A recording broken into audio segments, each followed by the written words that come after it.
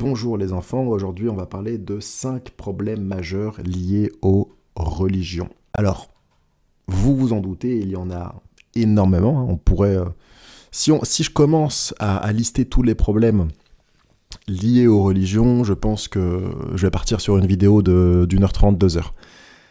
C'est pour ça que je vais essayer d'être clair et concis, et je vais essayer d'en relever 5. Pour moi, les 5 problèmes dont je vais vous parler, ce sont les plus gros problèmes. Qui vont toucher quand même à notre liberté d'expression, de penser, et j'en passe. Sans plus attendre, premier problème. Les religions t'empêchent de penser par toi-même. Le problème des religions, c'est que la religion va demander à ses fidèles, donc à ses croyants, de croire sans discuter, sans contester. C'est-à-dire que on va en fait, c'est un peu comme si on te débranchait ton cerveau, si tu veux. Donc depuis que tu es tout petit, on va te conditionner, on va te faire une sorte de lavage de cerveau, et on va t'obliger en quelque sorte à penser comme ça. Et on va te faire culpabiliser si t'oses penser à autre chose que ce qu'on t'a appris. Et moi, ça va me poser problème. Parce que ça peut clairement rendre difficile la remise en question, le doute, la réflexion, l'analyse critique. C'est d'ailleurs pour ça que lorsque tu vas échanger avec un croyant endoctriné, mais à 200%, le débat va être très compliqué, l'échange va être très compliqué. Souvent, ça va être des personnes qui vont être dans les émotions et qui vont faire abstraction de toute rationalité, tout esprit critique. Les religions vont te dire que les textes sont sacrés, les textes sont divins, ils sont parfaits et intouchables, donc impossibles à questionner. Et ça va bloquer ta liberté de penser. Et pour moi, la liberté de penser, c'est quelque chose d'essentiel. Pour apprendre, tu te dois de penser, tu te dois de réfléchir, tu te dois de développer ton esprit critique pour évoluer. Si tu ne l'as pas, tu ne peux pas grandir et comprendre le monde qui t'entoure. Tout simplement. Voilà pourquoi les croyants, les religieux sont tous sauf rationnels. Deuxième point qui va me poser problème, c'est que les religions vont justifier les discriminations. Dans beaucoup de religions, on va trouver des règles un peu farfelues qui vont établir des rôles différents, que ce soit pour les hommes ou pour les femmes, ou qui vont même carrément interdire certains comportements humains, comme par exemple lâche, espace O, espace M, espace O, espace S, 3 à l'envers X, et tu complètes. Ça, pour moi, ce n'est pas normal. Pourquoi ? Parce que ça touche, encore une fois, aux droits de l'homme.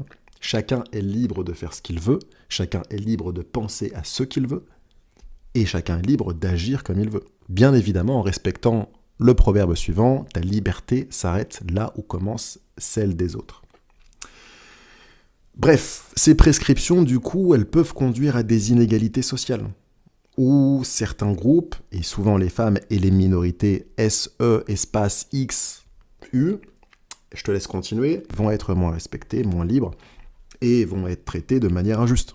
Ça, encore une fois, c'est inacceptable. Troisième point qui va poser problème, c'est que les religions, certaines religions, ont parfois légitimé la violence. Ça, je t'apprends rien, beaucoup de conflits dans l'histoire ont été motivés ou justifiés par des différences religieuses, et encore aujourd'hui, on le constate encore aujourd'hui, souvent il y a des gens qui vont se prendre la tête pour rien, juste pour leur secte en fait, leur religion, autant pour moi. Donc, le problème des gens, c'est que vraiment, ça va leur monter à la tête. Ça va leur monter à la tête et ils vont se prendre la tête simplement parce que leur livre sacré n'est pas comme celui du voisin. Et ils vont se faire la guerre. Il va y avoir des milliers, des centaines de milliers, pour ne pas dire des millions de morts. Et ça montre que la foi peut être détournée comme un outil politique ou militaire, ce qui peut causer, encore une fois, beaucoup de souffrance et d'injustice. Alors attention, ne me faites pas dire ce que j'ai pas dit. J'ai pas dit que tous les religieux étaient des criminels ou des gens qui allaient chercher la violence, mais ça peut quand même créer des fractures entre différentes populations. 4. Les religions vont freiner le progrès scientifique. Ça aussi, c'est un fait que l'on peut constater tous les jours. Beaucoup d'idées religieuses vont rentrer en contradiction avec les découvertes scientifiques. Donc, comme l'évolution, par exemple, ça aussi, c'est l'hypothèse la plus probable, encore une fois, c'est de la science, l'évolution de l'homme, la cosmologie, évidemment, la médecine moderne. Donc, les religions, pendant très longtemps, et même encore de nos jours, certaines continuent de refuser ces avancées, Et le problème, c'est que ça empêche en fait les fidèles d'accepter des faits qui sont réels et importants, qu'on ne peut pas nier aujourd'hui, puisqu'on a tellement avancé scientifiquement parlant que aujourd'hui ce sont des faits qu'on ne peut pas nier. Donc ça va ralentir la compréhension du monde, les échanges vont être très difficiles, etc. etc. Cinquième point, ça j'en ai parlé brièvement, mais les religions créent des divisions entre les peuples. Ça c'est une réalité aussi. Combien y a-t-il eu de morts dans l'histoire juste à cause de religion? On ne compte plus.